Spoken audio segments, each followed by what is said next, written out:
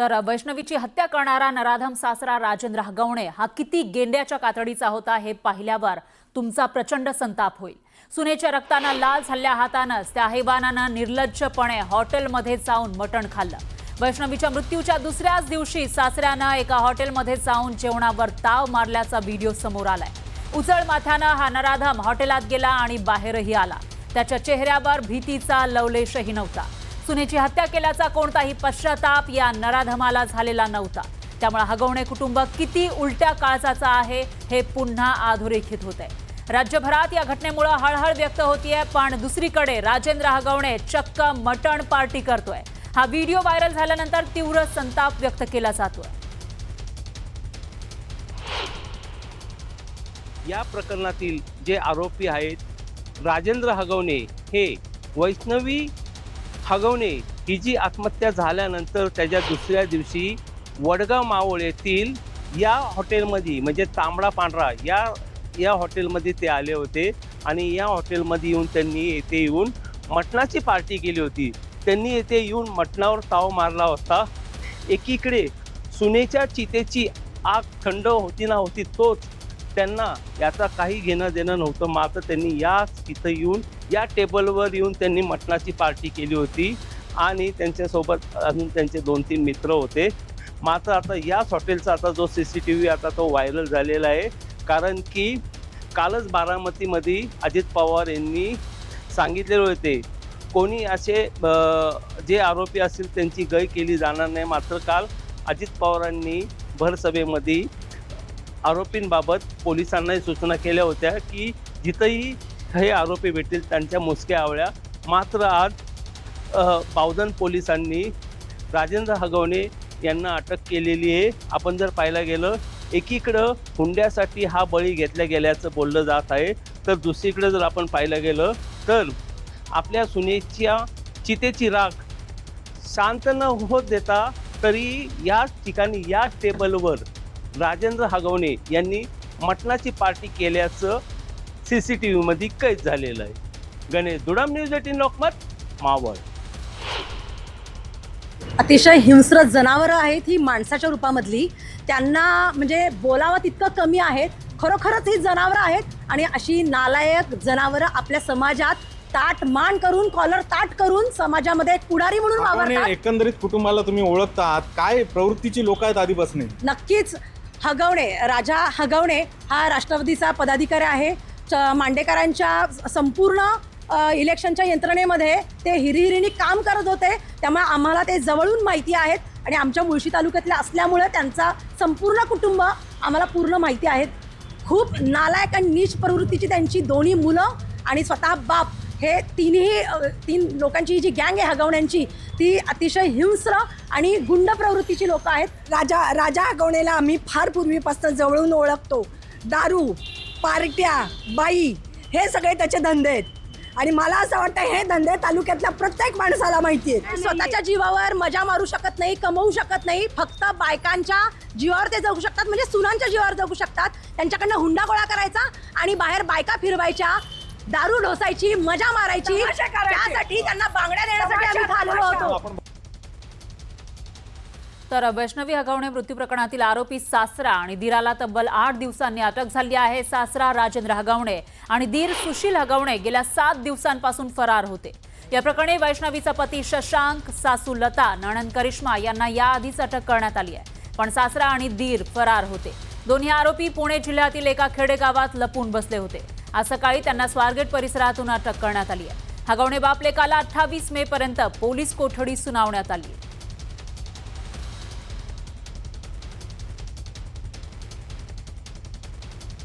तर वैष्णवीच्या मृत्यूनंतर 8 दिवसांनी राजेंद्र हगवणेला अटक झाली आहे, पण आतापर्यंत या 8 दिवसांमध्ये तो कुठे होता आणि काय करत होता, कसं फिरत होता ते बघूयात ग्राफिक्सच्या माध्यमातून। 17 मे म्हणजे वैष्णवीचा मृत्यू ज्याच्या दिवशी झाला, 16 मेला त्याच्या दुसऱ्या दिवशी 17 मे रोजी कारनं औंध रुग्णालयामध्ये मृतदेह पाहण्यासाठी तो गेला होता आणि अटकेची शक्यता लक्षात येताच कार बदलली। थार गाडीनं मुहूर्त लॉन्स या ठिकाणी गेला आणि त्यानंतर पवना धरण परिसरातील बंडू फाटक फार्म हाऊसवर मुक्काम केला। 17 मेचा हा त्याचा मुक्काम आपण बघतोय। त्याच्यानंतर 18 मेला थार गाडीनं आळंदी आणि वडगाव मावळ परिसरामध्ये त्यानं मुक्काम केलेला होता। त्याच्यानंतर 19 मे रोजी म्हणजे त्याच्या पुढच्या दिवशी बोलेरो गाडीनं सातारा जिल्ह्यामध्ये त्याने पलायन केलं, पुसेगाव या ठिकाणी मुक्काम ठोकला। आणि त्याच्यानंतर आपण पुढचं जर त्याचा मुक्काम बघितला तर 20 मे रोजी पुसेगावातून पसरणी मार्गे कोगनळीतील हॉटेल हेरिटेजमध्ये त्यानं मुक्काम केला होता। त्यानंतर 21 मे रोजी प्रीतम पाटील यांच्या शेतावर त्यानं मुक्काम केलेला होता आणि 22 मे रोजी पुण्यामध्ये तो पोहोचला। त्याच्यानंतर 23 मे म्हणजे आज पहाटे 4:30 वाजण्याच्या सुमारास स्वारगेट परिसरातून त्याला अटक करण्यात आली आहे आणि आता पोलिसांनी त्याला कोर्टामध्ये हजर केलंय। कोर्टाने 28 मे पर्यंत कोठडी सुनावलेली आहे। त्यामुळे या चौकशीतून नेमकं काय काय समोर येतं ते बघावं लागेल। मात्र हगवणे कुटुंबाकडे चिक्कार पैसा होता, तरीही हुंड्यासाठी हगवणेंनी आपल्या सुनेचा जीव घेतला। घरात अमाप पैसा असून सुद्धा आपली सून वैष्णवीला मारझोड करणारे हे हगवणे प्रचंड माजलेले होते। याच उन्मादातून त्यांनी गौतमी पाटीलला चक्क बैलासमोर नाचवलं होतं। यावरूनच हगवणे कुटुंबियांना किती पैशाचा माज होता हे दिसून येतं। पैशासोबतच राजकीय बरदहस्त असल्यानं हगवणेंना इतका माज होता।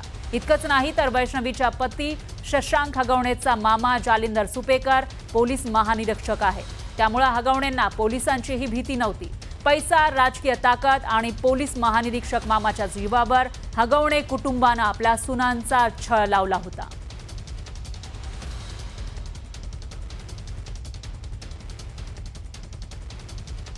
तर राजेंद्र हगवणे यांचा भुकुममध्ये बंगला आहे आणि याच बंगल्यामध्ये वैष्णवीला मारहाण केली जात होती। माजोर्ड्या हगवणेंचे शौकही मोठे आहेत। हगवणेंच्या या बंगल्याबाहेरचे घोडे, शर्यतीचे बैल इथं ठेवण्यात आलेत। कोट्यावधींची संपत्ती असून सुद्धा निर्लज्ज हगवणेंनी हुंड्यासाठी सुनांचा छळ केला। हगवणेंनी इतकी माया कशी जमवली असा सवाल या निमित्तानं उपस्थित होतोय। हगवणेंच्या भुकुममधल्या बंगल्याबाहेरून याचा आढावा घेतलेला आहे आपले प्रतिनिधी वैभव सोनवणे यांनी। वैष्णवी हगवणे हा हुंडाबळी प्रकरणामधला प्रमुख आरोपी असलेला राजेंद्र हगवणे, शशांक हगवणे, सुशील हगवणे या सगळ्यांचा भुकुममधला हा राहता बंगला। याच बंगल्यामध्ये वैष्णवी हिला मारहाण करण्यात आली।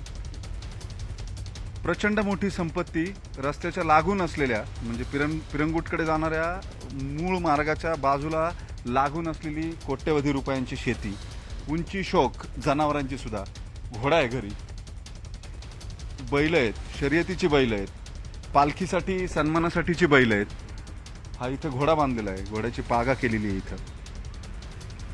आणि घराच्या मागे गोठा आहे मोठा। या गोठ्यामध्ये शर्यतीची बैल ठेवली जातात। एका बैलाच्या वाढदिवसासाठी राजेंद्र हगवणे यांनी गौतमी पाटीलला नाचण्यासाठी बोलवलेलं होतं। तिला बोलवलं, मात्र तिच्या शोचे पैसेच दिले नाही अशा तक्रारी त्यावेळेस झालेल्या होत्या। ही त्यांची जनावरं, ही उंची खुंड मोठी मोठी जी पालखीसाठी ते वापरतात। शर्यतीचे बैल मात्र त्यांनी साताऱ्यामध्ये सांभाळायला दिले। आता केवळ घोडे, गाई, बैल इतकाच उंची शौक हगवण्यांचा नाही, तर परदेशी कुत्रे जे आहेत ते सुद्धा त्यांनी पाळलेले आहेत। ग्रेट डेन जातीची ही 2 कुत्री जी आहेत ती त्यांच्या घराच्या बाहेर आहेत। आता 8 दिवस झाले हा गुन्हा दाखल झाल्यापासून 3 जण अटक होते। कश्मीरा हगवणे अटक होती, तिच्या पाठोपाठ जी सासूबाई आहे वैष्णवीची ती अटक होती। आणि महत्त्वाचं म्हणजे हे हगवणे जे आहेत, राजेंद्र हगवणे असतील, सुशील हगवणे हे फरार होते। शशांक हगवणे आणि बाकीचे 2 जण हे अटक करण्यात आलेले होते। राजेंद्र हगवणे हे राजकारणी म्हणून किंवा पुढारी म्हणून या गावामध्ये प्रतिष्ठित म्हणून कितीही मिरवत असले तरी ही सगळी प्रतिष्ठा खोटी होती। राजेंद्र हगवणे आणि हगवणे कुटुंबीय म्हणजे त्यांची 2 मुलं असतील किंवा पत्नी असेल हे विकृत मानसिकतेचे होते। त्याच्यामुळेच त्यांनी वैष्णवीचा बळी घेतलाय, तोही पैशासाठी। व्हिडिओ जर्नलिस्ट सचिन अंसाटेसह वैभव सोनवणे, न्यूज 18 लोकमत, पुणे। वैष्णवी हगवणे आत्महत्या प्रकरणात आणखी एक नाव चर्चेत आहे, ते म्हणजे गुंड निलेश चव्हाणचं। वैष्णवीच्या मृत्यूनंतर तिचं 9 महिन्यांचं बाळ याच निलेश चव्हाणकडे होतं।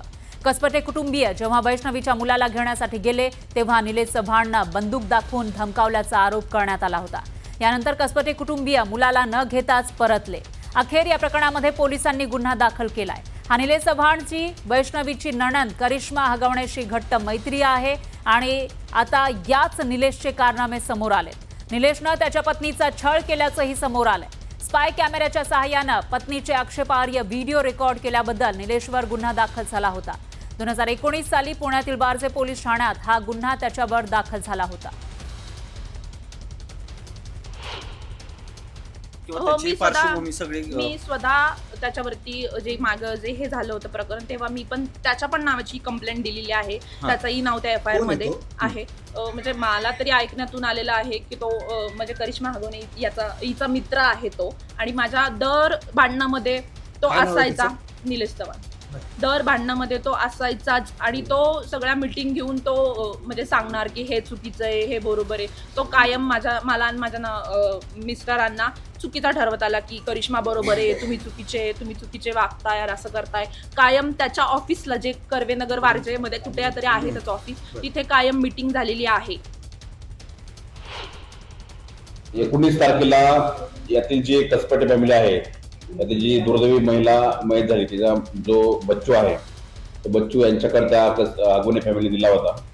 आणि ही त्यांना जेव्हा माहिती कळाली कसपटे फॅमिलीला, त्यावेळेस तो त्यांचा बच्चू घेण्यासाठी निलेशच्या घरी गेले होते. त्यावेळेस निलेशने त्यांना त्याचं जे लायसन्स वेपन आहे ते दाखवून त्यांना धमकावलं होतं की तुम्ही या ठिकाणी येऊ नका, मी तुम्हाला ते देणार नाही. त्यावरून तो काल आपल्याकडे वारजे पोलीसला गुन्हा रजिस्टर आहे. याच्यामध्ये पुढचा तपास जो आहे ते वारजे पोलीस करत आहे.